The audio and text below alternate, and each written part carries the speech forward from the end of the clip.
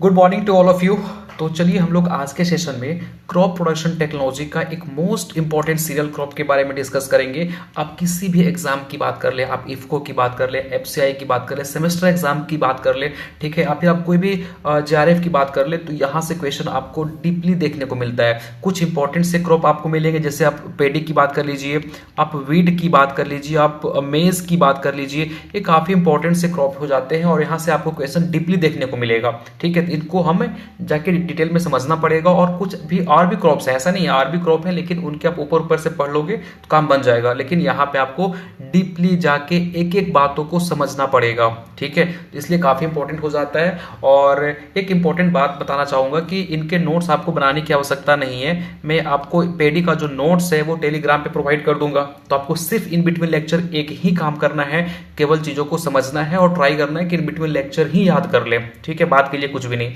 और एक चीज देखो, आप यहाँ पे दिक्कत ये आती है बच्चों को कि सर पहले ही जो आपके डाउट है क्लियर कर देना चाहता हूँ। ठीक है, दिक्कत ये आती है कि सर हम जब टेम्परेचर पढ़ रहे होते हैं, जब हम हलिंग परसेंटेज पढ़ रहे होते हैं, या फिर हम जब मॉइस्चर परसेंटेज पढ़ रहे होते हैं सर, तो अलग बुक में अलग डेटा मिलता है, यहाँ पे अलग डेटा मिलता है। तो ये होगा, ठीक है, आप अलग अलग राइटर का बुक उठाओगे तो उसमें डेटा आपको वेरिएशन 100% देखने को मिलेगा। तो आपको क्या करना है, एग्जैक्ट डेटा याद नहीं करनी है। अगर 50 है तो 50 याद नहीं करके नहीं चलना है, आपको ऑन एंड रेंज में याद करना है। ठीक है, क्योंकि एग्जाम के अंदर मान के चलो आप 50% याद करके गए थे, 50% ऑप्शन में नहीं है, तो आप क्या करोगे, आप घबरा जाओगे। तो ऐसा नहीं करना है, ऑन एवरेज +-5 भी हो सकता है। ठीक है ना, तो ऐसे लेके चलना है। तो चलिए आज का सेशन काफी मजेदार होने वाला है। पेडी के ऊपर हम लोग डिस्कस करेंगे और यहाँ पे आपको A to Z full information आपको मिल जाएगा। कोई और लेक्चर पे मूव, किसी और वीडियो पे मूव करने की आवश्यकता बिल्कुल भी नहीं पड़ेगी। ठीक है, तो देखो, और ये खास बात ये है कि ये नोट्स है ना हमारे खुद के बनाए हुए हैं, तो काफी अच्छा से बनाया हुआ है। ये नोट्स मैं आपको टेलीग्राम पे प्रोवाइड करूंगा, तो देखना कितनी अच्छी से सारे डेटा समराइज करके दिया हुआ है। तो काफी अच्छा सा ये नोट्स बना हुआ है, आपको इससे बाहर कोई और से कहीं जाने की जरूरत ही नहीं पड़ेगी। ठीक है, नो स्टार्ट करें, चलिए बहुत बढ़िया। नो, सबसे पहली बात करें जैसे कि हम सब में करते हैं भैया, चलो बताओ इनका बोटेनिकल नेम क्या होता है। ओराइजा सटाइवा होता है। ठीक है, फैमिली ये पोएसी और ग्रामिनी फैमिली से ये बिलोंग करते हैं। ठीक है, याद करते चलिए, बताइए बोटेनिकल नेम क्या है, ओराइजा सटाइवा, फैमिली क्या है, पोएसी या ग्रामिनी। ठीक है, क्रोमोसोम नंबर कितना होता है, 2n = 24। दैट मींस कि ये क्या होते हैं, डिप्लॉइड होते हैं। ओरिजिन क्या है, साउथ ईस्ट एशिया। अब यहाँ पे कंफ्यूजन ये होता है कि सर आप अगर वीट की बात करेंगे ना, ठीक है, वीट और पैडी की, तो देखो वीट की जो ओरिजिन है ना वो साउथ वेस्ट एशिया है ना। याद रखना, W फॉर वीट और W फॉर वेस्ट। ठीक है, ऐसे याद रखना, क्योंकि आप यहाँ पे कंफ्यूज हो जाते हो कि वीट में था कि पेडी में था। तो वीट का जो ओरिजिन माना जाता है वो south west Asia, W for west, W for wheat. ठीक है, और पेडी का होता है साउथ ईस्ट एशिया। ठीक है, और काफी इंपॉर्टेंट बात यह है कि ये एक स्टेबल है ना, स्टेपल फूड माना जाता है ना। और बहुत सारे जो हमारे लगभग मोर देन 60% जो हमारी पॉपुलेशन होती है वो इन पे डिपेंड है। खासकर इंडिया की बात करें तो इंडिया में तो भैया मैक्सिमम पॉपुलेशन जो है वो हमारे पेडी पे ही डिपेंड है। ठीक है, नो अब मजे की बात यहाँ पे ये आती है, देखो ध्यान से, कि अगर हम वर्ल्ड की बात करें तो वर्ल्ड में फर्स्ट रैंक पे कौन आता है भाई, वीट आता है, और सेकेंड पे आपका राइस आता है, पेडी आता है। लेकिन इंडिया की बात करें तो इंडिया में सबसे फर्स्ट रैंक पे आपका राइस आता है और वीट जो है वो सेकेंड रैंक पे आता है। ठीक है, और यहाँ पे देखो टोटल एरिया की बात करें तो राइस कल्टीवेशन में तो टोटल एरिया कितना है, 164.19 मिलियन हेक्टेयर पूरी वर्ल्ड में। उनमें से इंडिया का जो इंडिया सबसे ज्यादा एरिया शेयर करता है पेडी के कल्टीवेशन के लिए, कितना, 44.8 million hectare, near by 45 million hectare. ठीक है, और सेकेंड जो है वो चाइना है। ठीक है, मतलब सबसे ज्यादा एरिया इंडिया के पास है। ठीक है, सेकंड चाइना के पास है, थर्ड आपका इंडोनेशिया के पास है। ठीक है, लेकिन अगर हम बात करें प्रोडक्शन तो देखो हमारे पास एरिया तो बहुत ज्यादा है, लेकिन प्रोडक्शन में हम चाइना से पीछे हैं।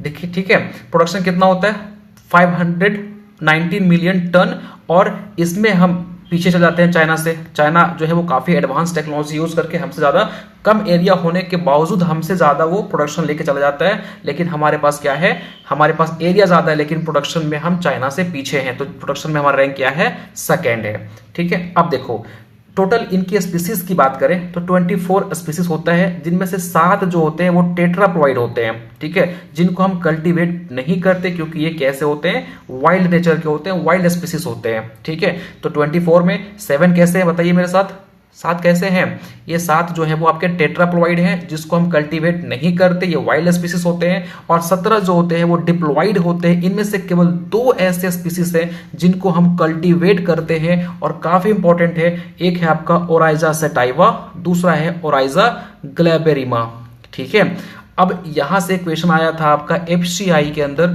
कि भैया बताइए ओराइजा सेटाइवा का ओरिजिन या डेवलप किससे हुआ है, तो याद रखिएगा ओराइजा सेटाइवा का डेवलपमेंट जो है एक वाइल्ड स्पीसीज से हुआ है जिसका नाम है ओराइजा निवोरा। क्या नाम है, ओराइजा निवोरा। तो काफी इंपॉर्टेंट हो जाता है कि भैया ओराइजा सेटाइवा का ओरिजिन किस वाइल्ड स्पीसीज से हुआ है, तो ओराइजा निवोरा से हुआ है, ठीक है। आगे बढ़ूं, यहां तक कोई दिक्कत नहीं, ठीक है, बहुत ही बेसिक सी बातें थी जो कि आपको पता होना भी चाहिए। नो यहां पे देखो, थोड़ा बहुत सेट करना पड़ता है तो थोड़ा ये इशू होती है, ठीक ना।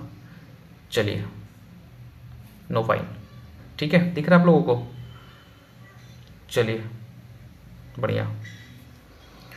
नो देखो, अब वो 3 स्पीसीज में से आपके फर्दर ओराइजा सेटाइवा के 3 सब स्पीसीज होते हैं, ठीक है। ओराइजा सेटाइवा पढ़े ना हम लोगों ने, उनके अगेन 3 सब स्पीसीज होते हैं। एक है आपका Oryza sativa indica, Oryza sativa japonica, Oryza sativa javanica, ठीक है। अब यहां पे देखो ओराइजा सेटाइवा इंडिका से ये पता चलता है कि भैया ये इंडिया के अंदर मोस्टली कल्टीवेट किया जाता है और इसको हम ट्रॉपिकल राइस बोलते हैं। लेकिन ओराइजा सेटाइवा जापोनिका, जापोनिका मतलब जापान, तो मोस्टली ये जापान के अंदर कल्टीवेट किया जाता है, इसलिए इसको हम सब ट्रॉपिकल राइस या फिर टेम्परेट राइस बोलते हैं। और इसकी खास विशेषता ये होती है कि ये लोजिंग रेजिस्टेंट होता है, ठीक है। और ओराइजा सेटाइवा जेवेनिका की बात करें तो ये मोस्टली इंडोनेशिया के अंदर कल्टीवेट किया जाता है और इससे हम वाइल्ड राइस या फिर बालू राइस बोलते हैं, ठीक है। इंपॉर्टेंट है जो इनके अदर नेम है ना। चलिए अब बताइए इनके फ्रूट टाइप को क्या बोलते हैं भाई, बताओ। इनके फ्रूट टाइप को हम बोलते हैं कैरियोप्सिस, ठीक है। और इनके इन्फ्लोरेसेंस को बोलते हैं पैनिकल। और ये कैसे क्रॉप होते हैं, तो ये सेल्फ पॉलिनेटेड क्रॉप होते हैं, है ना। ये सॉडे प्लांट होते हैं और ये C3 प्लांट होते हैं, ठीक है।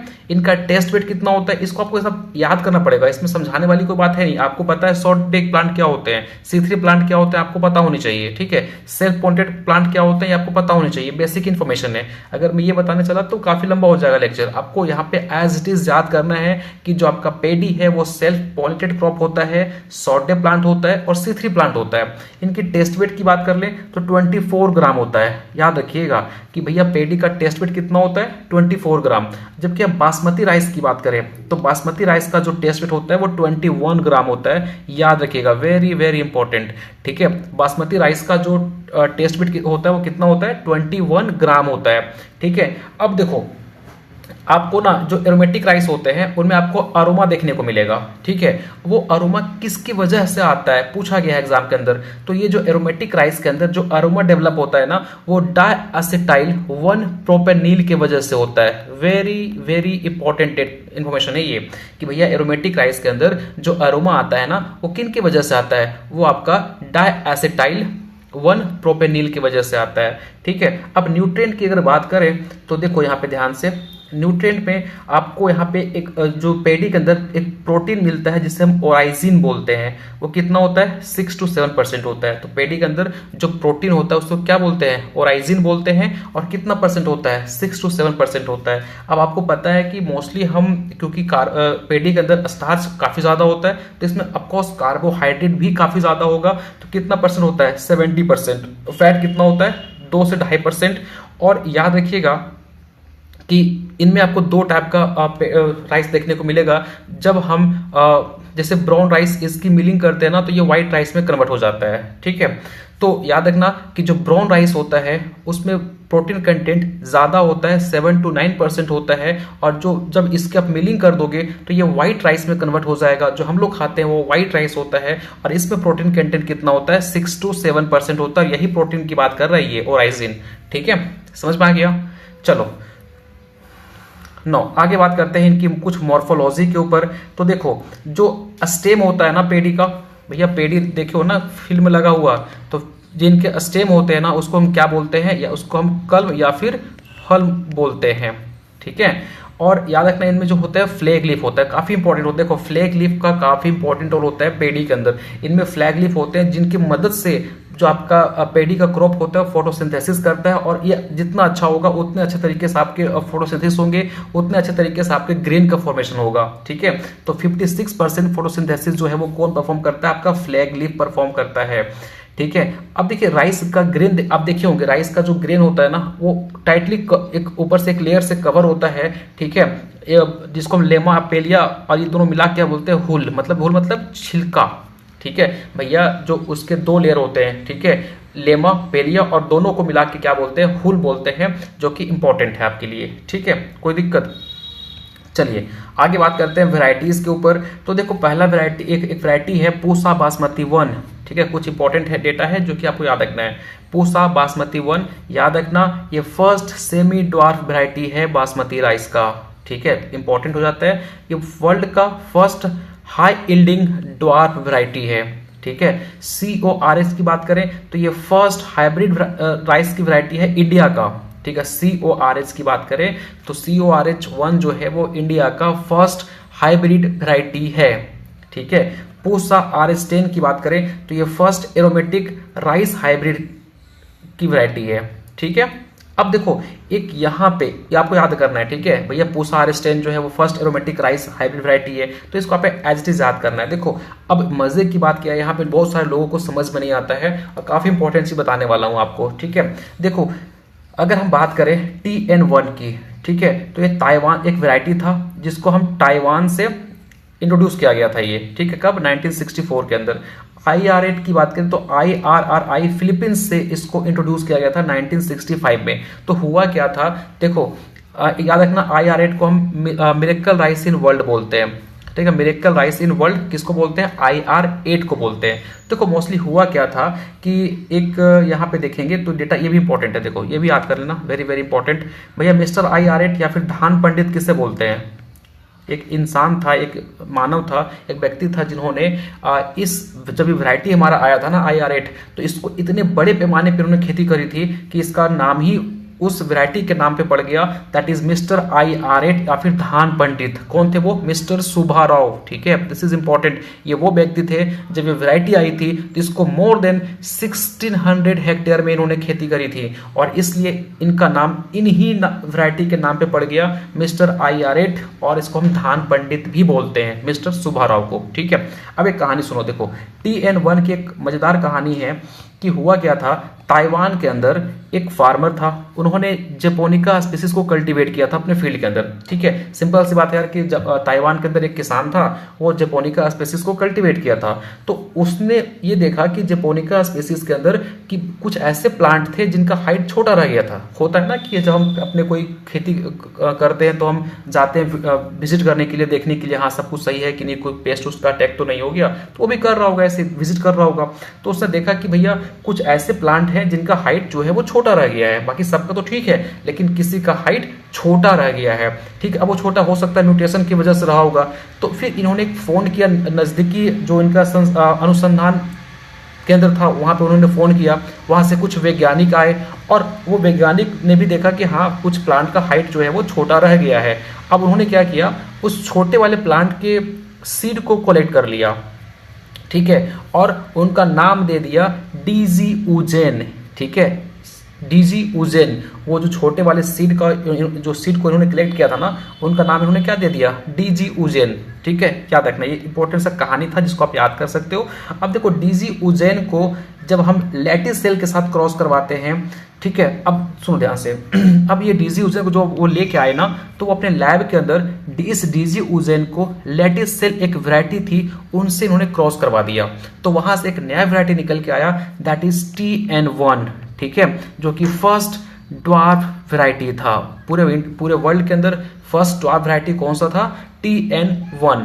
ठीक है, अब देखो अब हुआ क्या कि फिर इस DG ऊजेन को IRRI लेके आया और वो क्या किया, इसको क्रॉस करवा दिया पेटा के साथ।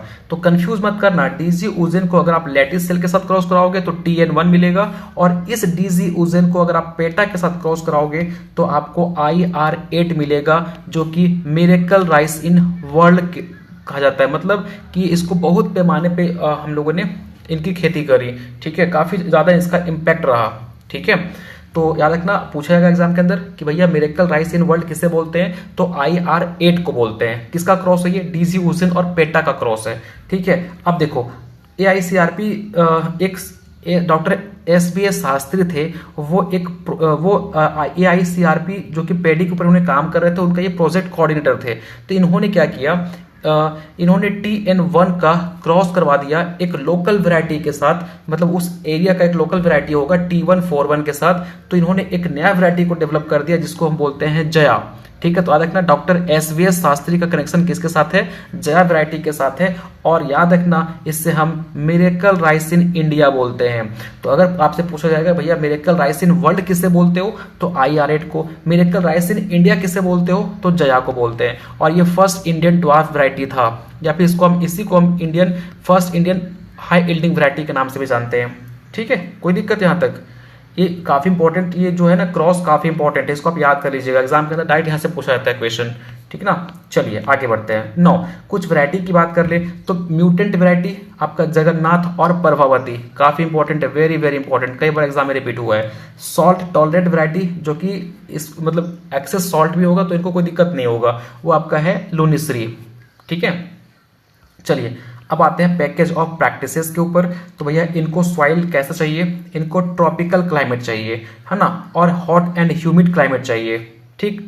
और इनको ऑप्टिमम टेम्परेचर, अब यहाँ पे आपको कंफ्यूजन होगा, अलग अलग बुक में देखोगे तो भैया किसी में आपको 20 से लेके 37 डिग्री सेल्सियस देखने को मिलेगा। मैं पहले बोल चुका हूं कि डेटा वेरिएशन आपको देखने को मिलेगा, जितना राइटर का बुक उठाओगे उसमें आपको उतना अलग अलग मिलेगा, तो उतना कंफ्यूज होना नहीं है आपको, ठीक है। आपको ऑन एन रेंज में आपको डेटा जो है वो याद करनी है। तो आप 20 से 37 याद कर सकते हो। तो मोस्टली इनको जो optimum temperature on an average temperature required होता है वो 20 से 35 डिग्री सेल्सियस होता है। लेकिन याद आपको केवल करना ही ये वाला, वो अब टाइम चला गया कि भैया डायरेक्ट क्वेश्चन पूछते थे एग्जाम के अंदर कि बताइए पेडी को कितना टेम्परेचर चाहिए, ये ऐसा क्वेश्चन अब नहीं आता है। अब वो किसी एक स्पेसिफिक स्टेज को दे देंगे और वहां से पूछेंगे कि इस टाइम पे कितना मॉइस्चर चाहिए, कितना टेम्परेचर चाहिए, तो ये अब क्वेश्चन आता है आपके एग्जाम के अंदर, ठीक है।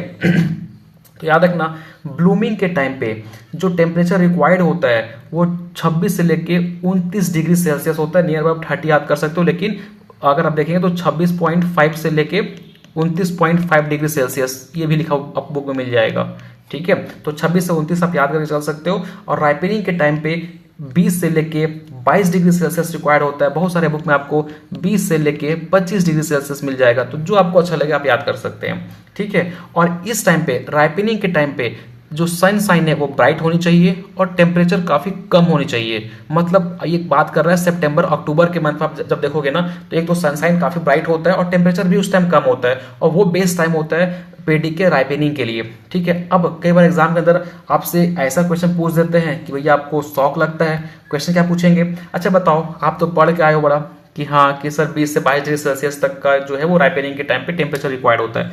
अब बताओ क्या होगा अगर टेम्परेचर 20 डिग्री सेल्सियस से कम हो जाए राइपनिंग के स्टेज पे, क्योंकि ठंडा का टाइम चल रहा है। हुआ क्या कि भैया ओले गिर रहे हैं, बर्फ गिर रहे हैं और तापमान सडनली क्या हो गया 20 डिग्री सेल्सियस से कम हो गया, तो उस केस में पेडी के ऊपर क्या इंपैक्ट देखने को मिलेगा, ऐसा क्वेश्चन आपसे पूछते हैं। तो आपको केवल रट्टा नहीं मार रही है, चीजों को समझनी भी है। तो अब होता क्या है ना कि जब 20 डिग्री सेल्सियस तापमान कम हो जाएगा तो उसमें आपको ग्रेन भी जो है वो इम्परफेक्ट फीलिंग, मतलब आपका ग्रेन का फीलिंग ही सही से नहीं हो पाता है, तो उसमें आपको ग्रेन देखने को ही नहीं मिलेंगे, मतलब बहुत ही कम ग्रेन का वहां पे डेवलपमेंट हो देखने को मिलेगा। अच्छा ठीक है, अब इतना पे वो संतुष्ट नहीं हुए। अच्छा और बताओ अगर 12 डिग्री सेल्सियस से भी कम हो गया तो भैया कंप्लीट स्टेराइल हो जाएगा, ग्रेन बनेगा ही नहीं। भैया 20 पे तो ग्रेन कुछ ना कुछ बन ही रहा था, लेकिन अगर 12 से भी कम हो जाएगा ना तो कंप्लीट वो स्टेराइल हो जाएगा, मतलब उसमें ग्रेन का फॉर्मेशन ही नहीं हो पाएगा। अच्छा ठीक है, यहाँ तक तो सही था, हाँ आप कम बोला पढ़ के आए हो। अब बताओ कि अगर फ्लावरिंग के टाइम पे तापमान 37 डिग्री, क्योंकि ये रिक्वायर्ड कितना है, देखो आपने मैं बताया आपको कि ऑन एन एवरेज जो है वो टेम्परेचर रिक्वायर्ड होता है कितना 35 डिग्री सेल्सियस, ठीक है। आप 37 तक भी चल सकते हो। लेकिन क्या होगा अगर टेम्परेचर 37 डिग्री सेल्सियस से भी ऊपर चला जाए, तो होता क्या है कि जो पोलन ग्रेन है वो बर्न हो जाते हैं और पॉलिनेशन ही नहीं हो पाता है। ठीक है, जिनकी वजह से ना सही से फ्लावरिंग हो पाएगा, ना सही से इसमें ग्रेन का डेवलपमेंट हो पाएगा, तो काफ़ी मतलब आपका लगभग लगभग वेस्टेज ही हो जाता है। ठीक है, इसलिए एक राइट टाइम पे सोइंग करना काफ़ी इंपॉर्टेंट हो जाता है। ठीक है, नो बात करें सॉइल की, तो हमें ऐसा सॉइल चाहिए जिसमें इनफिल्ट्रेशन, पानी का जो इन्फिल्ट्रेशन रेट है वो काफ़ी कम होनी चाहिए। और वो कम कहाँ देखने को मिलेगा, कौन सॉइल में? क्या सैंडी सॉइल में कम मिलता है? नहीं, सैंडी सॉइल में तो बहुत हाई हाई होता है। तो कम किस में होता है? क्ले सॉइल के अंदर। ठीक है, नो पीएच जो है वो मोस्टली एसिडिक रिक्वायर्ड होता है 4 से 6। अगेन आपको किसी बुक में वेरी करता हुआ दिखाई पड़ेगा, ऑन एन एवरेज आप 4 to 6 याद कर सकते हो। ठीक है, नो अब हम कल्टीवेशन मेथड की बात करें तो देखो यहाँ पे अगर पानी अवेलेबल है और अगर पानी की कमी है, तो देखो ऐसा एरिया जहाँ पे पानी अवेलेबल है तो वहाँ पे आप लोलैंड कल्टीवेशन करेंगे। और मोस्टली इंडिया के अंदर यही वाला जो मेथड है वो हम परफॉर्म करते हैं। और यहाँ सोई मेथड जो होता है वो ट्रांसप्लांटिंग रखा जाता है, और जहाँ पे प्रॉपर एक नर्सरी बनाते हैं, कितना अपने मेन फील्ड का 1/10 पार्ट जो है वो हम नर्सरी को देते हैं। ठीक है, मतलब अगर पानी अच्छा खासा आपके पास है आप लोलैंड कल्टीवेशन पे जाइए। लेकिन अगर पानी आपके पास नहीं है, पानी की कमी है, तो आप अपलैंड कल्टीवेशन की तरफ मूव करेंगे। और यहाँ पे सोइंग के लिए, क्योंकि पानी ही नहीं है भाई, सिंपल सोचो ना कि मेरे पास पानी ही नहीं है, तो हम क्या चाहेंगे कि कम ड्यूरेशन में हमारा जो क्रॉप है वो तैयार हो जाए और कम से कम पानी की जो है वो खपत हो। तो उसके लिए क्या करेंगे हम? क्या ट्रांसप्लांटिंग करेंगे? क्या हम सीडलिंग तैयार करेंगे? उतना टाइम नहीं है अपने पास क्योंकि पानी ही नहीं है। तो हम क्या करेंगे? डायरेक्ट हम सोइंग कर देंगे। ठीक है, आप सीडलिंग का यूज कर सकते हो, आप ब्रॉडकास्टिंग कर सकते हो, आप डायरेक्ट वहां पे लगा दीजिए। ट्रांसप्लांटिंग करने की आवश्यकता नहीं है आपको, पानी की कमी है तो। ठीक है, लेकिन हाँ इनके बहुत सारे खामियां होती हैं भैया। आप ऑफकोर्स इसमें से आप बचा तो लोगे, ठीक है, पानी तो बचा लोगे, लेकिन डीएसआर टेक्निक में आपको आगे आगे बताने वाला हूं, इसमें दिक्कत ये होती है कि इसमें वीड का इन्फेस्टेशन काफ़ी ज़्यादा होता है।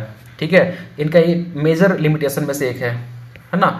नो अब हम बात करें एसआरआई मेथड की, थोड़ा बहुत यहाँ पे मतलब इसके बारे में आगे बताऊंगा मैं आपको, बस थोड़ा देख लो कि एसआरआई की अगर नर्सरी तैयार कर रहे हो तो ये 1/100 पार्ट जो है वो मेन फील्ड का रिक्वायर्ड होता है, याद रखना। और डेपोक मेथड के अंदर जो नर्सरी एरिया होता है वो 60 to 65 मीटर स्क्वायर होता है। किसी बुक में आपको ये कुछ और लिखा हुआ मिल जाएगा, लेकिन आप इसको साथ भी जा सकते हैं। ठीक है, डेपोक मेथड के अंदर जो नर्सरी एरिया रिक्वायर्ड होता है वो 60 to 65 मीटर स्क्वायर के लिए होता है। कितने के लिए? 1 हेक्टेयर लैंड के लिए।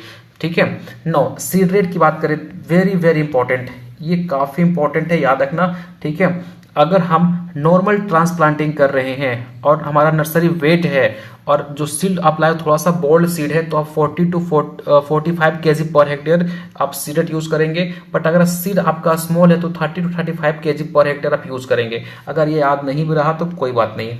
ठीक है, लेकिन ये सब आप ये जो है वो आपको भूलना नहीं है। ठीक है, यहाँ से देखो अगर आप ब्रॉडकास्टिंग कर रहे हो, आप ऐसे छीट रहे हो केवल, ठीक है, तो उस टाइम पे आपको ज़्यादा सीडेड की आवश्यकता पड़ती है 100 केजी पर हेक्टेयर। लेकिन आप सीड ड्रिल कर रहे हो, लाइन सोइंग कर रहे हो, तो उसके लिए आपको 60 केजी पर हेक्टेयर जो है वो सीडेड की रिक्वायरमेंट होती है। अगर आप हाइब्रिड सीड यूज कर रहे हो तो 15 केजी पर हेक्टेयर। अगर आप बासमती राइस यूज कर रहे हो तो 20 केजी पर हेक्टेयर। और अगर इनमें से भी आप अगर ट्रांसप्लांटिंग का यूज करके बासमती राइस को लगाना चाहते हो तो उसके लिए 35 to 40 केजी पर हेक्टेयर जो है वो रिक्वायर्ड होता है। ठीक है, अगर आप डेपोक मेथड की बात करें तो इनमें जो सीडेड होता है वो 1.5 से 3 केजी पर मीटर स्क्वायर। ठीक है, ये रिक्वायर्ड होता है डेपोक के अंदर। और एसआरआई के अंदर 5 केजी पर हेक्टेयर। तो एसआरआई तो भूलिएगा ही नहीं। ठीक है, तो सारा का सारा आपको याद रखना है। ब्रॉडकास्टिंग के अंदर 100 KG per hectare, line sowing या फिर ड्रिलिंग कर रहे हो तो उसके अंदर 60 KG per hectare, hybrid use कर रहे हो तो 15 KG per hectare, basmati rice use कर रहे हो तो अगर नॉर्मली आप लगा रहे हो, ठीक है, तो उसके लिए 20 केजी पर हेक्टेयर। लेकिन अगर आप ट्रांसप्लांटिंग का यूज करते हुए लगा रहे हो तो 35 to 40 केजी पर हेक्टेयर। ठीक है, आप डेपोक का यूज कर रहे हो, ठीक है, तो उसके लिए आपको 1.5 से 3 केजी पर मीटर स्क्वायर। और अगर एसआरआई मेथड यूज कर रहे हो, सिस्टम ऑफ राइस इंटेंसिफिकेशन जिसे बोलते हैं हम लोग, श्री विधि बोलते हैं, तो इसमें आपका 5 केजी पर हेक्टेयर जो है वो सीड रेट की रिक्वायरमेंट होती है। इसको एक बार गो थ्रू कीजिए, याद कीजिए, इन बिटवीन लेक्चर है। ठीक है, एक बार इसको पढ़िए, याद हो जाएगा आपको यहीं पे।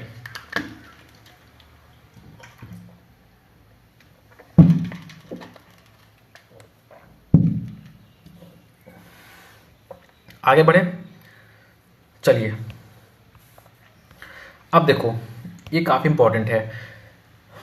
सोइंग टाइम जो होता है ना, देखिए अगर सीजन की बात करें, सोइंग टाइम की बात करें और हार्वेस्टिंग टाइम की बात करें, ऑस, ऑटम, प्री खरीफ, ठीक है, याद रखना आपको, ऑस, ऑटम, प्री खरीफ, यहाँ से क्वेश्चन पूछा जाता है। ये कब, इनकी सोइंग टाइम कब होती है? मई जून के अंदर। और इसको हार्वेस्टिंग कब करेंगे? सितंबर अक्टूबर के अंदर। दूसरा आता है आपका अमन, खरीफ, अघन, ठीक है। देखो जो आपके, ये आपको शायद बहुत ही कम आता होगा क्योंकि ये मुझे भी कंफ्यूजन होती है। जो आपकी दादी लोग होती होगी ना, उन लोग को ये नहीं पता चलता कि हाँ जनवरी है, फरवरी है, उन लोग क्या बोलते होंगे, माह है, अघन है, ठीक है। तो ये आपको मतलब हम लोग को समझ में नहीं आता कि हाँ ये अघन है, जेठ है, बैसाख है, ठीक है। तो ये दादी लोग से आप सुनते होंगे, आप जो पुराने जमाने के जो लोग हैं ना, उनसे आप ये सुनते होंगे, ठीक है। पूस है, तो ये आप उनसे सीखना। लेकिन याद रखना अमन जो हमारा जो पेडी कल्टीवेशन का जो टाइम होता है ना, मतलब जिसमें हम लोग इंडिया के लोग मोस्टली कल्टीवेट करते हैं, वो अमन, खरीफ या अगहनी के अंदर करते हैं। और ये इनकी सोइंग होती है वो जून जुलाई के अंदर करते हैं और अक्टूबर से लेकर नवंबर के आसपास में इसकी जो है वो हार्वेस्टिंग हम कर देते हैं।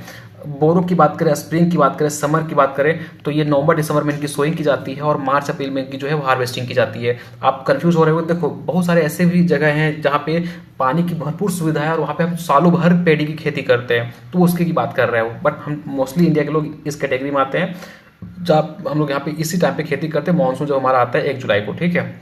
चलिए ट्रांसप्लांटिंग की बात कर लेते हैं। ट्रांसप्लांटिंग जो है वो मोस्टली हम सिंपल सी बात करें, अगर हम सिंपल एक कोई भी वैरायटी को लेके आ गए और उस वैरायटी को हम लगा दिए, ठीक है, अब उस वैरायटी का हम सीडलिंग तैयार किए हैं, नर्सरी तैयार किए हैं, तो कितने दिनों के बाद हम ट्रांसप्लांटिंग करने के लायक हो जाएंगे? अगर आप सिंपल कोई भी वैरायटी यूज कर रहे हो तो 20 से 21, मतलब मोस्टली 21 से लेकर 25 दिन के अंदर जो है वो, हाँ, आप उसको ट्रांसप्लांटिंग कर सकते हैं। आप कई बार मोस्टली, बट 25 से 30 उतना सफिशिएंट अच्छा नहीं मानता, मोस्टली 21 से लेकर 25 आप मान के चल सकते हो, ठीक है। तो 21 से 25 दिन के बाद आप उसको ट्रांसप्लांट कर सकते हो अपने मेन फील्ड के अंदर, ठीक है। अब जब उसको मेन फील्ड में ट्रांसफर करेंगे ना, तो दिक्कत क्या होता है, वहां पे आपको 7 डेज तक आपको उसके अंदर कोई ग्रोथ देखने को नहीं मिलेगा, प्लांट आपके मुरझाए मुरझाए दिखाई पड़ेंगे। तो इसका मतलब क्या है, वो प्लांट मर गया है? नहीं, इसका मतलब ये है कि उसको लग गया है ट्रांसप्लांटिंग शॉक। होता क्या है ना कि जब भी आप, देखो ध्यान समझो कि आप मान के चलो कि आप किसी अच्छी जगह पे रह रहे थे, मत आपने घर में रह रहे थे, अच्छा खासा जिंदगी आपकी कट रही थी, लेकिन हुआ क्या, सडनली आपके पापा ने आपको घर से कहीं दूर भेज दिया पढ़ने के लिए या फिर रहने के लिए। तो आपको क्या, वहां पे कुछ दिनों तक मन नहीं लगता है, ठीक है, थोड़ा बहुत आपको लगेगा नहीं काहे आ गए, मतलब थोड़ा सा वो फील आती है, ठीक है। तो इसी तरीके से प्लांट के साथ भी होता है, जब वो नर्सरी में रह रहा होता है ना, तो अच्छा उसको सब कुछ मिल गया होता है, वो वेल एस्टेब्लिश हो गया होता है, लेकिन फिर सडनली उसको आप किसी दूसरे फील्ड में ट्रांसफर करेंगे तो उसको टाइम लगता है रिकवर होने में, ठीक है। तो वो जो 5 to 7 डे का जो गैप होता है ना, उससे हम बोलते हैं ट्रांसप्लांटिंग शॉक, ठीक है। वो आपको फील्ड में देखने को मिलेगा, प्लांट आपके मुरझाए मुरझाए दिखाई पड़ेंगे, ठीक है। नौ, तो याद रखिएगा, अगर आप कोई भी वैरायटी लगा रहे हो, नॉर्मली आप यूज कर रहे हो, तो 21 से 25 दिन का टाइम लेगा, उसके बाद आप ट्रांसप्लांट कर सकते हो। श्री मेथड की बात करें अगर हम, तो उसमें हम याद कुछ इंपॉर्टेंट है, 12 डे का टाइम लेता है, मतलब 12 दिन के बाद आप उसको ट्रांसप्लांट कर सकते हो मेन फील्ड के अंदर। डेपोग मेथड की बात करें तो ये 11 से 14 दिन का टाइम लेता है, उसके बाद इसको आप ट्रांसफर कर सकते हो मेन फील्ड के अंदर, ठीक है। तो याद रखिएगा ट्रांसप्लांटिंग का ड्यूरेशन काफी इंपॉर्टेंट है।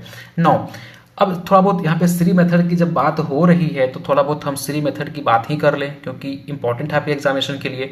देखो इसको हम स्क्वायर प्लांटिंग भी बोलते हैं। आप श्री मेथड का अगर देखोगे ना फील्ड के अंदर लगा हुआ, तो कुछ स्क्वायर की तरह ऐसा दिखाई पड़ेगा, मतलब हम प्रॉपर यहाँ पे स्पेसिंग और row to row, plant to plant spacing एकदम सेम ही रखते हैं, इसलिए एक स्क्वायर बन जाता है, आपको ऐसा दिखाई पड़ेगा, ठीक है। तो याद रखना श्री मेथड जो है वो 1980 में इंट्रोड्यूस किया गया था। कब? 1980 के अंदर। और श्री मेथड के जो फादर हैं वो कौन है? हेनरी यू लुनानी, ठीक है, काफी इंपॉर्टेंट है। कई बार पूछा जाता है कि भैया जो श्री मेथड के फादर कौन है? हेनरी यू लुनानी, ठीक है। और ये कहाँ डेवलप किया गया था? मेडागास्कर के अंदर, ठीक है। श्री मेथड जो है वो कहाँ डेवलप किया गया था मेरे भाई? मेडागास्कर के अंदर, ठीक है। और इंडिया के अंदर ये कहाँ, एक कब पहली बार स्टार्ट कब हुआ था और स्टार्ट कब भी कहाँ हुआ था? याद रखना कि श्री मेथड जो है वो इंडिया के अंदर सबसे पहली बार प्रैक्टिस किया गया था तमिलनाडु एग्रीकल्चर यूनिवर्सिटी के अंदर, काफी इंपॉर्टेंट है। और याद रखना इससे हम स्क्वायर प्लांटिंग भी बोलते हैं। और इनमें जो प्लांट टू प्लांट या रो टू रो डिस्टेंस कितना होता है? 25 × 25, ठीक है। और याद रखना ये 20 to 25% वाटर को सेव करते हैं। मतलब अगर आप कन्वेंशनल मेथड का यूज कर रहे हो तो वो अच्छा खासा पानी लेके जाता है, लेकिन आप श्री मेथड का यूज करेंगे तो 20 to 25% पानी की बचत करता है, ठीक है। अब अगर आप देखो, अगर हमें पहले अगर आपको क्योंकि जब भी आप पेडी की खेती करते हो ना, तो क्या करते हो, सबसे पहले आप पडलिंग करते हो। इसमें एक इंपॉर्टेंट सब प्रैक्टिस आता है, पडलिंग। एनीवन पता है पडलिंग क्या होता है? आप पडलिंग करते क्यों, बताओ मेरे, पडलिंग क्यों करते हैं?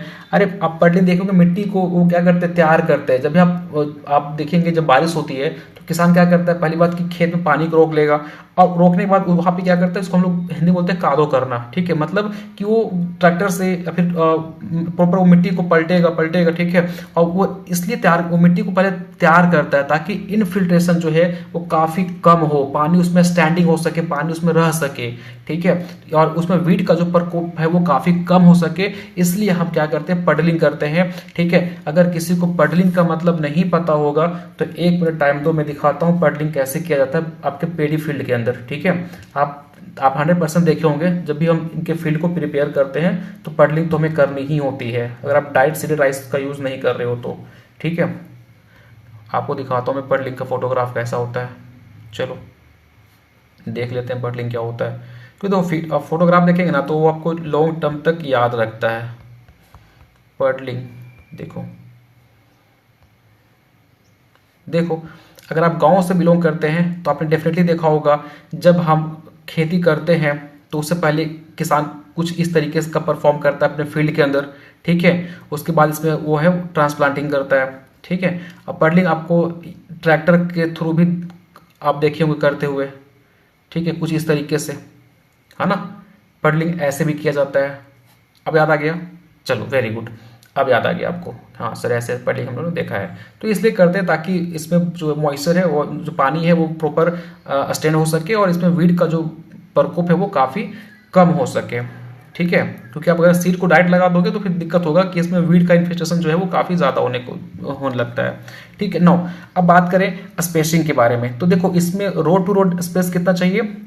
ये अगर मैं बात करूँ नॉर्मल मेथड की, अगर आप नॉर्मल मेथड यूज कर रहे हो तो भैया रोड टू रोड डिस्टेंस चाहिए 20 और प्लांट टू प्लांट 10 to 15 आप याद कर सकते हो, बट मोस्टली आप किसी बुक में 10 into 10 20 to 10 देखने को मिलेगा, ठीक है। किसी में आपको 20 into 15 देखने को मिलेगा, तो जो आपको अच्छा लगे एग्जाम में देखिएगा, जो ऑप्शन मिलेगा वो आप क्लिक कर दीजिएगा।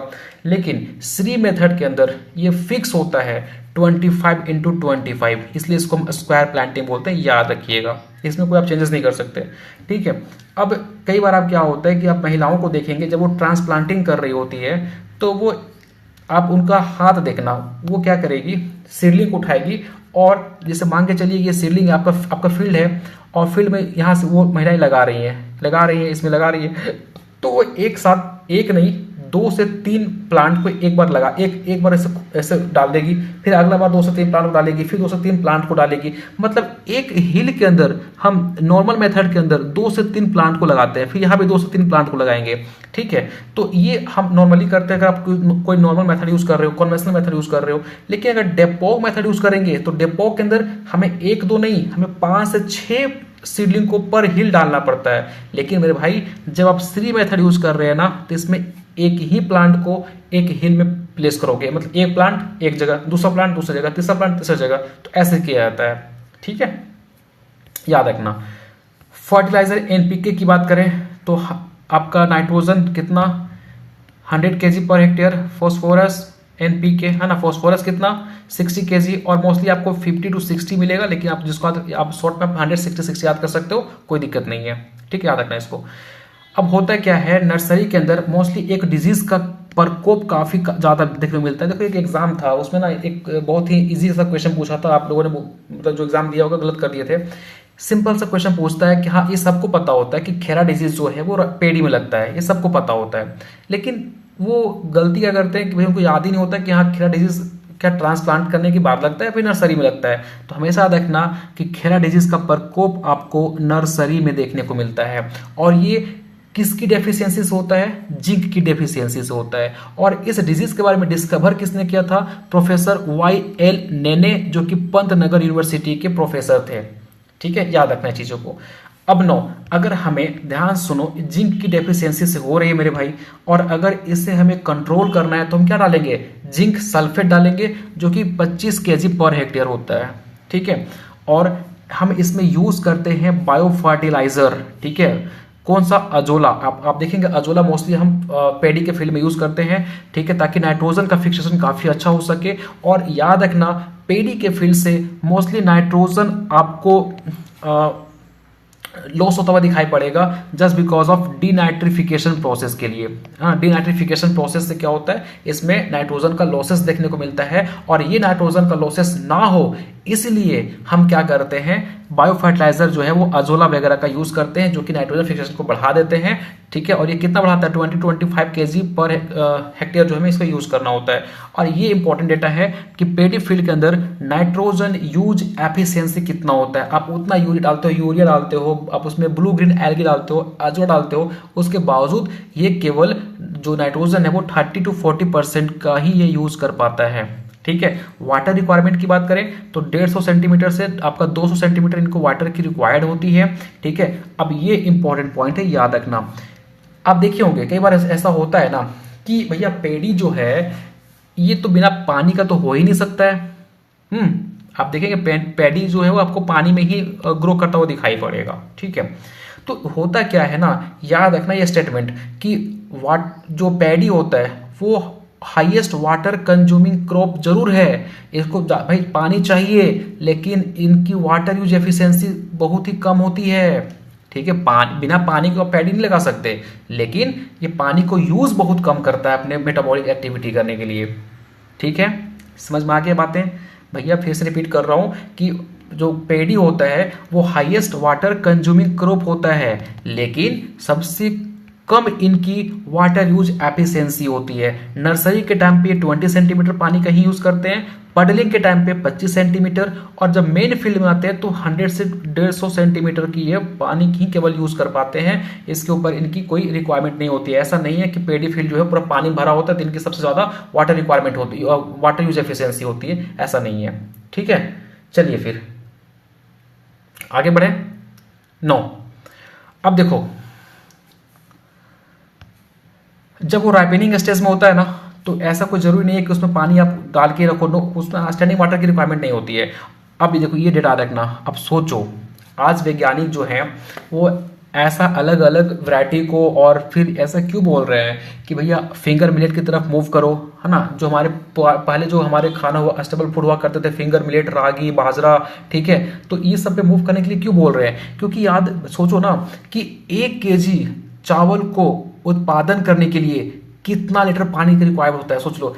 5000 लीटर पानी अगर आप अपने फील्ड में डाल रहे हो तो उससे क्या हो रहा है, 1 केजी चावल का उत्पादन हो रहा है। सोचो कितना ज्यादा पानी की खपत, मतलब वेस्टेज हो रही है। वेस्टेज मतलब एक पेड़ी को लगाने के लिए हमें काफी ज्यादा पानी का जो है वो यूज करना होता है। इसलिए हम आज वो वैरायटी की तलाश कर रहे हैं जो कम से कम पानी में ग्रो हो जाए, ठीक है। क्योंकि अब सोचो ना, 1 केजी धान को उगाने के लिए, 1 केजी चावल को उगाने के लिए हम 5000 लीटर पानी का यूज कर लेते हैं, तो सोचो कि क्या मतलब स्थिति होगा, ठीक है। IWCP रेशियो जो होता है याद रखना कितना होता है, 1.20 एग्जाम में पूछा गया है, वेरी वेरी इंपॉर्टेंट, ठीक है। सबसे क्रिटिकल स्टेज जो होता है इरिगेशन का वो बोटिंग स्टेज होता है और टिलरिंग स्टेज होता है, याद रखना, ठीक है। अब एक क्वेश्चन आपके मन में आता होगा कि सर एक चीज बताइए, कोई और क्रॉप होता तो प्रॉपर वो हर टाइम पानी में ही खड़ा होता है। आप पेडी का फील्ड देखेंगे तो हमेशा वो पानी में होता है ना, वहाँ पानी भरा होता है फील्ड के अंदर। तो दिक्कत ये होती है सर कि इनके जड़ सड़ते नहीं है, इनके स्टेम सड़ते नहीं है, ये प्लांट आखिर गिर क्यों नहीं जाता? क्योंकि हमेशा पानी में खड़ा होता है। याद रखिएगा, इनके पास ये सहन शक्ति इसलिए होती है क्योंकि इनके पास होता है एरेनकाइमेटस टिश्यू, और ये एरेनकाइमेटस टिश्यू की वजह से ये प्लांट कभी भी मतलब पानी में नीचे झुकेंगे नहीं, गिरेंगे नहीं, इनका जो स्टेम होता है कभी सड़ता नहीं है, जस्ट बिकॉज ऑफ एरेनकाइमेटस टिश्यू। और एक गैस जो होता है वो काफी ज्यादा आपको निकलता हुआ दिखाई पड़ेगा पैडी फील्ड के अंदर, वो है मीथेन गैस। मीथेन जो है वो काफी ज्यादा अमाउंट में हमारे पैडी फील्ड से जो है वो रिलीज होता है, याद रखना, ठीक है, पूछा जाता है एग्जाम के अंदर। 9, अच्छा 1 मिनट में थोड़ा सा बात कर लेता हूँ DSR की, डायरेक्ट सीडेड राइस, ठीक है। ये क्या होता है, एनीवन कोई आइडिया है आपको DSR के बारे में? देखो DSR एक टेक्निक होता है जहां पे हम क्या करते हैं, हम नर्सरी तैयार नहीं करते हैं, हम नर्सरी का कोई भी तैयार हम नर्सरी प्रिपेयर नहीं करते हैं। नॉर्मली आप गांव में देखेंगे तो किसान क्या करता है, सबसे पहले वैरायटी लेके आएगा, ठीक है, धान की, और उसकी फिर वो नर्सरी तैयार करेगा। आफ्टर 20 to 25 डेज के बाद वो उनकी ट्रांसप्लांटिंग करता है मेन फील्ड के अंदर, ठीक, ऐसे होता है ना। लेकिन यहाँ पे डीएसआर के अंदर क्या करते हैं, हम मिट्टी को तैयार करते हैं और डायरेक्ट हम उसकी ब्रॉडकास्टिंग कर देते हैं फील्ड के अंदर, ठीक है। आपने कोई इसमें ट्रांसप्लांट, आप कोई इसमें नर्सरी तैयार नहीं की हो, आप डायरेक्ट आप इसमें ब्रॉडकास्टिंग कर दिए और आपका जो है वो तैयार हो गया। तो इसका एडवांटेज डीएसआर की ये होती है कि एक तो आपका लेबर बचत होगा, मतलब आपको ट्रांसप्लांट करवाने के लिए पैसे लगे, भाई लेबर तो चाहिए ना, तो लेबर आपका बच रहा है। दूसरी बात कि ऐसे फील्ड से मीथेन का जो इमिशन है वो काफी कम होता है, पानी की कमी, पानी की रिक्वायरमेंट जो है वो भी कम होती है डीएसआर टेक्निक के अंदर, ठीक है। लेकिन सबसे बड़ा दिक्कत इसमें यही आता है मेरे भाई कि डीएसआर अगर आप यूज कर रहे हो, ठीक है सर, आप देखेंगे सर ये इतना अच्छा टेक्निक है, मीथेन भी कम निकल रहा है, पानी भी कम चाहिए, लेबर तुम्हारा बच ही रहा है, तो सर इसको हम यूज क्यों नहीं करते हैं। आप अगर इसे यूज करेंगे तो होता क्या है कि आप जब इनको लगाओगे तो हर एक स्टेज के अंदर इतना ज़्यादा वीड का प्रकोप देखने को मिलेगा कि कहीं न कहीं इनके ईल्ड को तो कम करता ही करता है, साथ में आपको परेशान कर देगा ये आप वीडिसाइड डालते डालते, ठीक है। मतलब बहुत ज़्यादा वीड का प्रकोप देखने को मिलेगा इस मेथड का अगर आप यूज़ करेंगे तो। और ऐसा नहीं कि एक स्टेज में नहीं, पार्टिकुलर स्टेज में नहीं, हर एक स्टेज पे आपको काफ़ी ज़्यादा यहाँ पे वीड का खतरा देखने को मिलता है, ठीक है। इसलिए हम इस मेथड को यूज़ में नहीं लाते, ठीक है। जहाँ पे पानी की कमी है आप वहाँ पे यूज़ कर सकते हैं, लेकिन याद रखिएगा वीड का खतरा काफ़ी ज़्यादा होता है, ठीक है। यहाँ तक कोई दिक्कत। चलिए अब थोड़ा सा अगर हम इनके फेज की बात कर ले भाई मेरे, तो देखो जो पेडी होते हैं ना, इनके दो इंपॉर्टेंट से फेज होते हैं, एक होता है वेजिटेटिव फेज, एक होता है इनके रिप्रोडक्टिव फेज।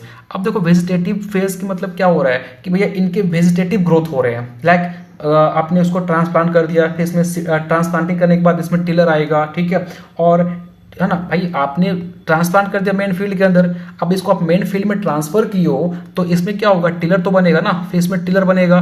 तो अब आपसे एक क्वेश्चन पूछा गया था एग्जाम के अंदर कि वो ट्रांसप्लांटिंग के कितने दिन के बाद मैक्सिमम टिलर देखने को मिलते हैं। तो याद रखिएगा ट्रांसप्लांटिंग के 35 टू 40 डे आफ्टर ट्रांसप्लांटिंग के बाद आपको सबसे ज्यादा टिलर देखने को मिलता है मेरे भाई, ठीक है, याद रखिएगा चीजें को। चलिए एक क्वेश्चन यहां से और पूछा जाता है कि वेजिटेटिव लैग स्टेज क्या होता है, एनीवन, वेजिटेटिव लैग स्टेज क्या होता है। देखो वेजिटेटिव लैग स्टेज का मतलब ये होता है कि ये प्लांट है आपका, ठीक है, अब प्लांट में वो पीरियड जब मैक्सिमम टिलर निकल गए हो, भैया हमारे जो पेडी का फील्ड होता है ना उससे मैक्सिमम टिलर तो बन चुका है, अब मैक्सिमम टिलर बनने का बन गया और पेनिकल अभी पेनिकल जो है वो अभी स्टार्ट हुआ है, पेनिकल इनिशिएशन जो है वो अभी स्टार्ट हुआ है, मतलब वो पीरियड जब मैक्सिमम टिलर हमारे निकल चुके हैं और पेनिकल अभी जस्ट निकलना स्टार्ट हुआ है, ठीक है, पेनिकल की इनिशिएटिव एंड टिलर का maximum growth, this period is known as vegetative lag stage. Important है, पूछा गया एग्जाम के अंदर, ठीक है। सिंपल टिलर पूरा मतलब टिलर अपने पीक पे है और अभी जस्ट वहां से पेनिकल निकलना स्टार्ट हुआ है, वो पीरियड को क्या बोलते हैं हम लोग, वेजिटेटिव स्टेज बोलते हैं, ठीक है। और याद रखना वेजिटेटिव लैग स्टेज बोलते हैं, और वेजिटेटिव स्टेज जो होता है ना वो 50 to 60 डेज का होता है, मतलब वेजिटेटिव स्टेज ज्यादा दिनों का होता है, और रिप्रोडक्टिव फेज जो होता है ओनली आपका 35 डेज का होता है, मतलब वेजिटेटिव स्टेज ज्यादा दिनों का होता है और रिप्रोडक्टिव कम दिनों का होता है। अगर आपसे स्टेटमेंट पूछ लिया जाए तो आप याद रखिएगा, ठीक है। अब इसके अंदर क्या क्या आ जाएगा, पेनिकल इनिशिएशन, क्योंकि पेनिकल यहाँ से निकलना स्टार्ट हुआ था लेकिन यहाँ पे डेवलप तो यहाँ पे होगा ना, रिप्रोडक्टिव में डेवलप होगा, इसके बाद इसमें राइपेनिंग आएगा और मैच्योरिटी आ जाएगा, ठीक है, देन हमारा रिप्रोडक्टिव भी खत्म। तो ये फेज जो है वो आप याद रखिएगा, ठीक है, वेजिटेटिव ज्यादा दिनों का होता है, रिप्रोडक्टिव कम दिनों का होता है। चलिए बात कर लेते हैं वीड के बारे में। इसमें कुछ वीड जो होते हैं उनका प्रकोप आपको काफी ज्यादा देखने को मिलेगा, जैसे देखो इकाइनोक्लोवा क्रुसगेली जो है, जिसको बार्न यार्ड ग्रास बोलते हैं, इनका खतरा आपको काफी ज्यादा देखने को मिलता है, किसमें, आपके पेडी के क्रॉप में इकाइनोक्लोआ कोलोना जो है, जिसको वाइल्ड राइस बोलते हैं, इनका भी प्रकोप काफी ज्यादा देखने को मिलता है। तो कहीं ना कहीं इकाइनोक्लोआ जब भी आपको दिखाई पड़ेगा ना, तो उसका संबंध किससे होगा? पेडी से होगा। ठीक है, अब इससे बचने के लिए हम दो टाइप के हर्बिसाइड यहाँ पे यूज करते हैं। एक हो गया प्री इमरजेंस हर्बिसाइड, एक होता है post emergence herbicide. Pre emergence में हम लोग ब्यूटाक्लोर को अप्लाई करते हैं, जिनका ट्रेड नेम क्या है? मैकेट। ठीक है, और पोस्ट इमरजेंस के रूप में हम 2,4-D या फिर प्रोपेनिल का यूज करते हैं। तो यहाँ से एक तो आप जब भी आपको मैं पढ़ाया हुआ ये ऑलरेडी पढ़ाया हुआ है, आप हमारे वीट्स वाले लेक्चर को देखेंगे तो हमें बताया हुआ है कि प्री इमरजेंस हर्बिसाइड का मतलब क्या होता है, उनके क्या क्या एग्जाम्पल है, क्योंकि यहाँ से क्वेश्चन पूछा जाता है which of the following is a pre emergence herbicide. ठीक है, तो पता होना चाहिए आपको। ठीक है, तो 2,4-D कैसा है बताओ मेरे को? 2,4-D कैसा है हर्बिसाइड है? 2,4-D जो है वो पोस्ट इमरजेंस हर्बिसाइड है। ठीक है, मैं एक बार विजिट कीजिए, स्लाइड को देखिए एक बार।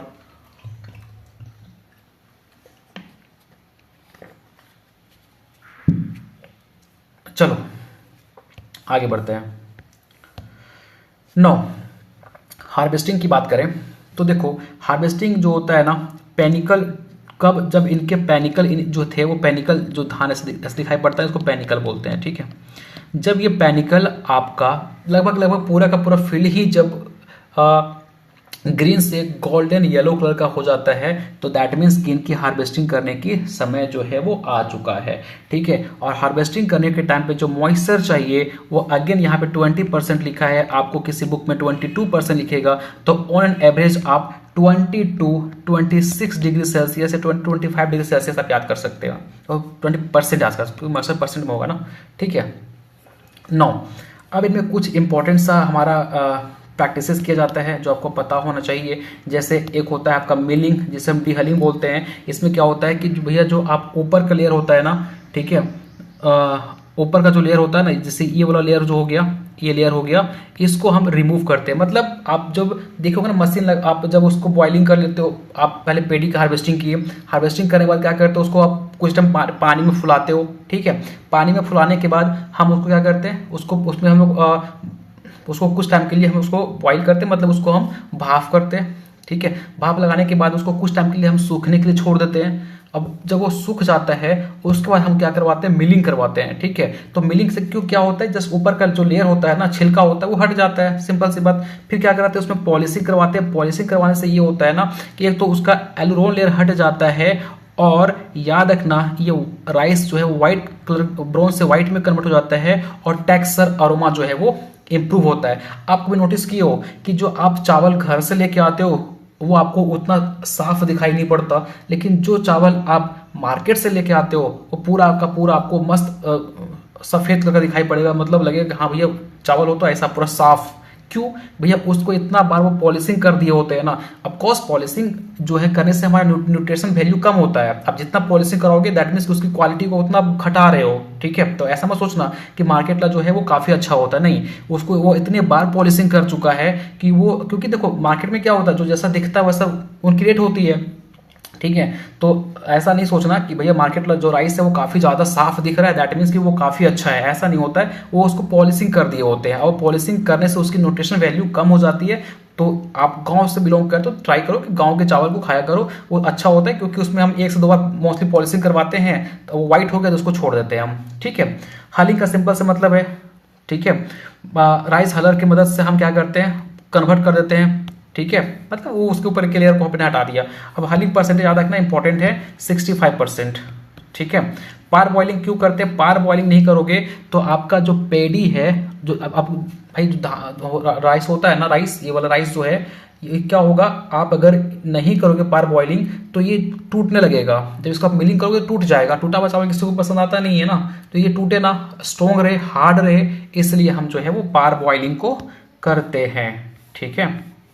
अब प्रोसेस तो आप सबको पता है मेरे भाई कि मिलिंग प्रोसेस करने से पहले हम पेडी को सॉक करते हैं पानी में 24 टू 36 आवर के लिए। आप अगर गांव से बिलोंग करते होंगे तो आप देखे होंगे मम्मी लोग क्या करती है, जब धान की हार्वेस्टिंग कर लेते हैं उनके बाद जब थ्रेसिंग हो जाता है फिर वो क्या करेंगे, पेडी को पानी में 24 से 36 घंटा के लिए फूलने के लिए छोड़ देते हैं। फिर उसको बॉईल करके स्टीमिंग करते हैं 15 से 20 मोस्टली 1 घंटा के लिए। उसके बाद उसको फिर धूप में सुखाएंगे। सुखाने के बाद वो फिर अगेन क्या करते हैं, उनकी मिलिंग करवाते हैं, जिससे क्या होता है विटामिन B12 एक तो कंजर्व हो रहेगा आपका, और उससे टेस्ट जो है वो इंप्रूव होता है, हार्ड बन जाता है आपका पेड़ी, मतलब जो आपका राइस जो है ना वो हार्ड हो जाता है। आप अगर ऐसा नहीं करोगे तो डायरेक्ट आप मिलिंग करवा दोगे तो टूट जाएगा चावल आपका, ठीक है। 9, अगर हम ईल्ड की बात कर लें तो देखो देसी वैरायटी जो है वो इसका ईल्ड कितना होता है 15 to 20 क्विंटल पर हेक्टेयर, लेकिन जो इम्प्रूव्ड वैरायटी होता है उसका 20 to 30 क्विंटल पर हेक्टेयर इसकी ईल्ड होती है, और जो हाइब्रिड वैरायटी होती है वो 40 to 50 क्विंटल पर हेक्टेयर होती है, ठीक है। तो ये ईल्ड आप याद रखिएगा, ठीक है ना। चलिए आगे बढ़ते हैं। 9, अब कुछ इंपॉर्टेंट से डिजीज के बारे में पढ़ लेते हैं। देखो आप यहाँ पे केवल और केवल इतना डिटेल में जाके नहीं पढ़ना है, क्योंकि इसको आप ऑलरेडी प्लांट पैथोलॉजी के अंदर पढ़ते हो, ठीक है। अभी सिर्फ और सिर्फ आप इनका डिजीज का नेम और कॉजल ऑर्गेनिज्म याद कर लीजिए, ठीक है। बाकी ये आपको पूरा का पूरा पढ़ाया जाएगा किसके अंदर भैया, आप जब पढ़ेंगे प्लांट पैथोलॉजी वहाँ पे आपको डिटेल में पढ़ाया जाएगा कि ये डिजीज किसकी वजह से होता है, कौन से पैथोजन की वजह से होता है, इनका इंक्यूबेशन पीरियड क्या होता है, सब वहाँ पढ़ाया जाएगा। तो अभी सिर्फ जब आप कोई भी क्रॉप के बारे में पढ़ रहे होते हैं तो या तो आप उसका कंप्लीट इन्फॉर्मेशन ले ही लीजिए, ठीक है, क्योंकि यहाँ से आप यहाँ पे आपका मोस्टली देखेंगे तो यहाँ पे आपका खत्म होता है ना, प्रोडक्शन टेक्नोलॉजी का यहाँ पे खत्म हो जाता है, लेकिन यहाँ पे आप ये जो आपका प्लांट पैथोलॉजी सेक्शन आ जाता है, ठीक है। तो याद रखना यहाँ पे इसलिए मैंने एक मिनट, यहाँ पे एक इंपॉर्टेंट सा डेटा है। देखो एक क्वेश्चन पूछा गया था एग्जाम के अंदर, जिबरेलिन हार्मोन सबने सुना है कि ये जिबरेलिन हार्मोन जो है वो एक फंगस से एक्सट्रैक्ट किया गया है, उस फंगस का नाम बताइए। उस फंगस का नाम है दैट इज जिबरेला फ्यूजिकुराई, ठीक है। ये एक फंगस है जिससे एक हार्मोन को हम एक्सट्रैक्ट करते हैं, उस हार्मोन का नाम है जिबरेलिन, ठीक है। याद रखना इस चीज़ को, ठीक है, पूछा गया था। और जो इस हार्मोन को एक्सट्रैक्ट किया था इस फंगस से, उस साइंटिस्ट का नाम था, वो जापान के थे, क्रुसावा एक जापानीज साइंटिस्ट थे जिन्होंने पहली बार जिब्रेलिक एसिड को आइसोलेट किया था जिब्रेला फ्यूजिकुराई फंगस से। याद रखना, ठीक है, इंपॉर्टेंट है ये, आपको किसी बुक में मिलेगा नहीं, याद कर लेना इसको, ठीक है। 9, अब आते हैं सीधा का सीधा। देखो एक हाँ इनके देखो इनके कुछ इंपॉर्टेंट से है ना इंसेक्ट हैं, याद रखना। एक है येलो स्टेम बोरर, ठीक है। दूसरा राइस गोल्ज मीज, rice hispa, Gunji bug, green leaf hopper, ये जो होते हैं वो कुछ इंपॉर्टेंस इनके पेस्ट हैं जो कि इनका खतरा इन पे हमेशा देखने को मिलेगा। और ये हैं कुछ डिजीज के नेम और उनके कॉजल, मतलब किसकी वजह से कॉज होता है, ठीक है। जैसे अगर हम बात करें ब्लास्ट इन राइस, अब देखो एक चीज आप सोचा है कि भाई इसका नाम ब्लास्ट इन राइस क्यों पड़ा। आप जब ये डिजीज होता है ना फील्ड के अंदर, तो आपको फील्ड ऐसा दिखाई पड़ेगा जैसे इस फील्ड में बम ब्लास्ट हो गया है, मतलब पूरा का पूरा जल गया है, वैसा फील्ड आपको देखने को मिलेगा। और ये कॉज होता है पायरिकुलेरिया ओराइजी की वजह से, याद रखना, ठीक है। ब्रोन स्पॉट ये किन की वजह से होता है, हेलमिंथोस्पोरियम ओराइजे की वजह से। ये आपको एज इट इज याद करना है, एग्जाम के अंदर ऐसे ही क्वेश्चन पूछा जाता है।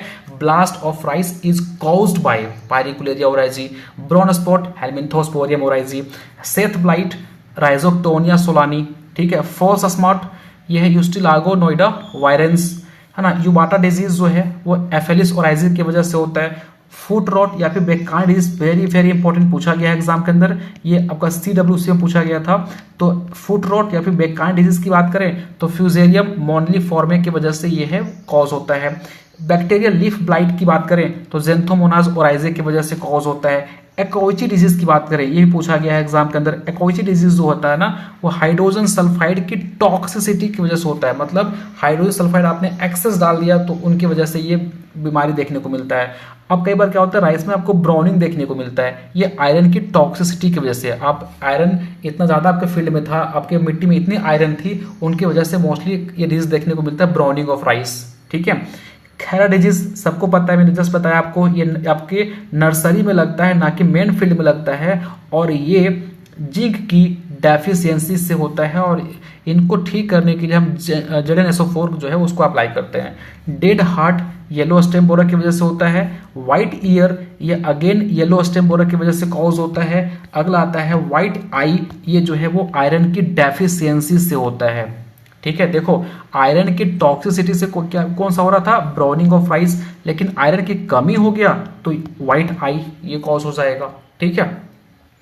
तो ये आपको याद रखना है, एज इट इज याद करना है ऐसे ही। तो अब एक बार आप पूरा का पूरा पॉइंट पे नजर मार लीजिए, किसी में अगर आपको डाउट है तो डेफिनेटली हमारे कमेंट सेक्शन में आप पूछ सकते हैं। ऐसे में ट्राई किया हूँ कि चीज़ों को जितना सिंपल वे में हो सके मैं उसे समझाने की कोशिश किया हूँ, ठीक है। और यकीन मानिए यहाँ से बाहर आप किसी भी एग्जाम में बैठ जाइए, चाहे आपका नाबार्ड हो, चाहे एएफओ हो, इफको हो, सीडब्ल्यूसी हो, एफसीआई हो, कोई स्टेट एग्जामिनेशन हो, यहाँ से बाहर क्वेश्चन आपको देखने को नहीं मिलेगा, क्योंकि हमने काफ़ी डिटेल में इसके नोट्स बनाए हुए हैं। मैं खुद भी इसको फॉलो करता हूँ, किसी एग्जाम में जब जाता हूँ तो मेरा पर्सनल खुद का ये नोट्स है, तो काफ़ी अच्छे तरीके से प्रिपेयर किया हुआ है, ठीक है।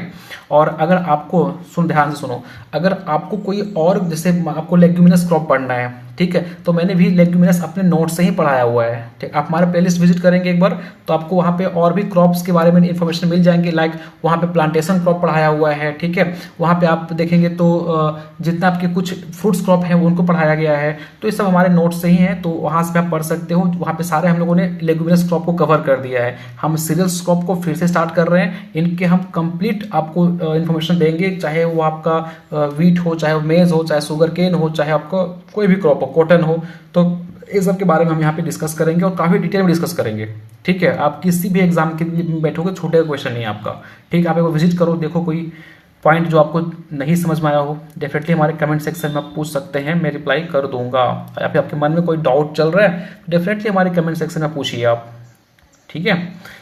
ये डिजीज़ के बारे में आपको उतना सोचना नहीं है, मैं डिजीज़ को डिटेल में कराऊंगा प्लांट पैथोलॉजी के अंदर, ठीक है। अभी सिर्फ आपको कॉजल ऑर्गेनिज्म के नेम याद रखने हैं, ठीक है। बाकी यहाँ पे कुछ ही पॉइंट मेंशन किया गया, मैं इसको डिटेल पढ़ाऊंगा। जैसे अगर राइस ब्लास्ट की बात करें ना, तो राइस ब्लास्ट को हम डिटेल में समझेंगे कहाँ पे, प्लांट पैथोलॉजी के अंदर, ठीक है। तो उतना आपको लोड नहीं लेना है, ये पॉइंट आप याद रखिएगा, ठीक है। कुरोसावा ने फर्स्ट टाइम जिबरेलिक एसिड को आइसोलेट किया था एक फंगस से, दैट इज कॉल्ड जिब्रेला फ्यूजिकोराई, याद रखिएगा, ठीक है ना। चलो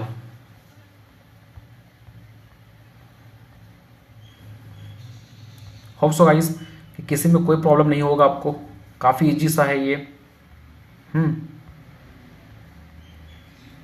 इसको तो आप याद कर लीजिएगा, है ना। ये टेबल इंपॉर्टेंट है, याद कर लेना इसको, क्योंकि यहाँ से क्वेश्चन डायरेक्ट पूछा जाता है ना। तो चलिए फिर नेक्स्ट लेक्चर में हम डिस्कस करेंगे अपने वीट के बारे में, ठीक है। और वो भी काफ़ी इंपॉर्टेंट हो जाएगा, क्योंकि उस वहाँ से भी क्वेश्चन आपको डिटेल में देखने को मिलेगा, ठीक है। तो फिर इनके नोट्स आपको हमारे टेलीग्राम पे प्रोवाइड किया जाएगा, तो टेलीग्राम पे आप जाके विजिट कर सकते हैं नोट्स को, ठीक है ना। और मन में कोई भी डाउट होता है ना आपको, आप कोई भी सब्जेक्ट पढ़ रहे होते हो, जैसे आप सर मैं आपको ऑलरेडी बोल चुका हूँ कि सारे हमारे लेक्चर जो है वो फ्री ऑफ कॉस्ट आपके लिए डिलीवर किया जाता है, कोई चार्जेस नहीं लगते आपको। हमने टेलीग्राम ग्रुप भी बना रखा है, हमने व्हाट्सअप ग्रुप भी बना रखा है, ठीक है। आपको कोई भी मन में डाउट होता है, सर हमें इस टॉपिक पर दिक्कत हो रही है, समझ में नहीं आ रही है, हमें इसमें नोट्स कंटेंट सही अच्छे तरीके से नहीं मिल पा रहे, अब ऐसा नहीं है मैं बोलता हूँ तो इसका मतलब सर सेकेंड सेमेस्टर का नोट्स भेज देना, इज इट नॉट पॉसिबल, ये ऐसा नहीं हो सकता, क्योंकि उतना सारे सब्जेक्ट का मैं बैठ के पीडीएफ नहीं बनाता रहूँगा। किसी टॉपिक में स्पेसिफिक कोई टॉपिक पे आपको वीडियो चाहिए या फिर कंटेंट चाहिए, लेक्चर चाहिए, तो अब यू कैन टेल मी, मैं उस पर डेफिनेटली काम करके आपको एक अच्छा सा कंटेंट प्रोवाइड करके दूंगा आपको, ठीक है। तो वो हो सकता है, बट पूरा का पूरा नोट्स पॉसिबल नहीं है, ठीक है ना।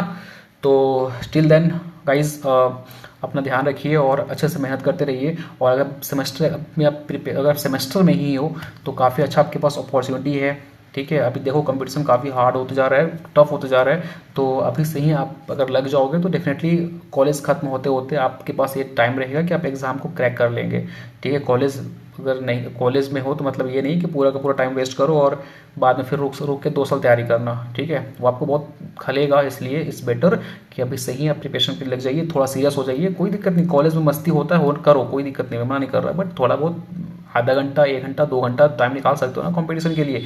अभी से आप इंग्लिश क्वांट रीजनिंग पे कमांड करो, एग्रीकल्चर पे कमांड करो, जो आगे चल के आपको बहुत ज़्यादा हेल्प करेगा, ठीक है। तो ये चीज़ें आप याद रखिए, ठीक है ना। किसी का डाउट आ रहा है कि सर ये एक्योची डिजीज़ हाइड्रोजन सल्फाइड की टॉक्सिक, हाँ देखो सिंपल मैंने बताया तो था कि हाइड्रोजन जो एक्योची डिजीज़ है ना, वो इफ़को में पूछा गया था एक बार, ठीक है, इफ़ को पूछा गया था। यह हाइड्रोजन सल्फाइड की जो है वो टॉक्सिसिटी की वजह, टॉक्सिसिटी मतलब क्या होता है कि भैया एक्सेस अमाउंट में आप उसको डाल दिए, मतलब बहुत ज़्यादा अमाउंट में आप डाल दिए उस चीज़ की, मतलब आप कोई चीज़ से टॉक्सिसिटी कब होते हो भैया, सिंपल सी बात है ना कि जब आप एक चीज़ को लेकर टॉक्सिक कब हो जाते हो, जब वो चीज़ आपको मायने बहुत हेक्टिक कर रहा है, बार बार चीज़ों को आ रहा है तो उससे सब टॉक्सिक हो जाते हो, अरे यार नहीं करना चाहिए, छोड़ो हटाओ, तो आप उससे टॉक्सिक हो गए हो, मतलब उस चीज़ को लेकर आप बहुत परेशान हो चुके हो। तो इसी तरीके से जब आप हाइड्रोजन सल्फाइड एक्सेस अमाउंट में हमारे मिट्टी में अवेलेबल हो जाता है ना, तो उससे क्या होता है, एक्योची डिजीज कॉज होता है। इसी तरीके से आयरन जब बहुत ज़्यादा हमारे मिट्टी में होता है ना, तो उनकी वजह से क्या होता है, ब्राउनिंग ऑफ राइस होता है। याद रखना, काफ़ी सब इंपॉर्टेंट डेटा, काफ़ी इंपॉर्टेंट है और काफ़ी अच्छा मैंने कंटेंट प्रोवाइड किया है आपको, ठीक है। अच्छा एक मिनट, अच्छा कैन यू इमेजिन कि अच्छा बताओ, बिफोर थ्रेसिंग, थ्रेशिंग करने, देखो एक याद कर लो इसको, देखो मैं लिखवा देता हूँ आपको, इसको याद रखना, ठीक है। देखो थोड़ा सा अगर मैं मॉइस्चर की बात कर लूँ ना, मॉइस्चर की बात करूँ तो याद रखना डेटा इंपॉर्टेंट है।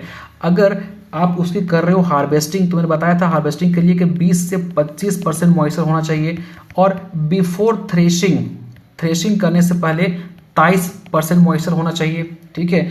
और स्टोरेज करने के टाइम पे 14% मॉइस्चर होना चाहिए। ये मॉइस्चर परसेंटेज आप याद रखिएगा, ठीक है। हार्वेस्टिंग के टाइम पे 20 to 25% मॉइस्चर होनी चाहिए, ठीक है। और अगर आप थ्रेशिंग करो तो बिफोर थ्रेशिंग जो है वो आपका लेस देन 23% मॉइस्चर के आसपास होना चाहिए, बट स्टोरेज के टाइम पे 14% मॉइस्चर होना चाहिए, ठीक है। और कैसे इसको हम स्टोर करते हैं, स्टोरेज का क्या क्या तरीका होता है मेरे भाई, कि भैया वीट को हम कैसे अपने फील्ड के अंदर, अपने घरों में अगर हम सब कुछ कर लिए, ठीक है, सब हमारा प्रोसेस कंप्लीट हो गया, तो इसको स्टोर कैसे करेंगे, तो स्टोर करने का तरीका क्या होता है, मैंने ऑलरेडी इस पर एक वीडियो बनाया हुआ है कि भैया स्टोरेज का तरीका क्या क्या होता है, ठीक है। तो ग्रेन स्टोरेज का एक ऑलरेडी उस पर डिटेल वीडियो बनाए हुए हैं, आप देख रहे हैं, या फिर मैं उसको जो है लिंक हटा दूंगा डिस्क्रिप्शन बॉक्स में, वहां से विजिट कर सकते हो आप, ठीक है। काफी डिटेल पढ़ाया हुआ है मैंने वहाँ उसको। चलिए फिर टिल देन गाइस, अपना ध्यान रखिए, मिलते हैं नेक्स्ट लेक्चर में। Thank you so much.